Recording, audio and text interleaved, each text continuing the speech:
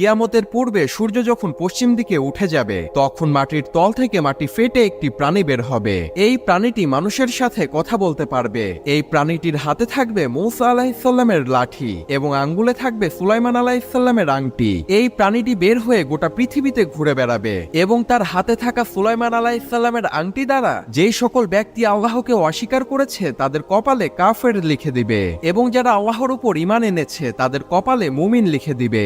সেই সময় পৃথিবীর অবস্থা এমন হবে, একজন মুমিন আর একজন মুমিনকে দেখে চিনতে পারবে এবং একজন কাফের আর একজন কাফেরকে দেখে চিনতে পারবে। কিন্তু সেই সময় কাফেররা চাইলেও আল্লাহ তাআলার কাছে তওবা করতে পারবে না, কেননা সূর্য সেই সময় পশ্চিম দিকে উঠে যাবে আর সূর্য পশ্চিম দিকে উঠে যাওয়া মানে তওবার দরজা বন্ধ হয়ে যাওয়া। এই প্রাণীটি এসে সবাইকে উদ্দেশ্য করে বলবে, মানুষ কোরআনের আয়াত অস্বীকার করত আর আমিও ছিলাম কোরআনের আয়াতের অংশ। আজ আমি বের হয়ে এসেছি আর এই প্রাণীটির নাম হবে দাব্বাতুল আরদ।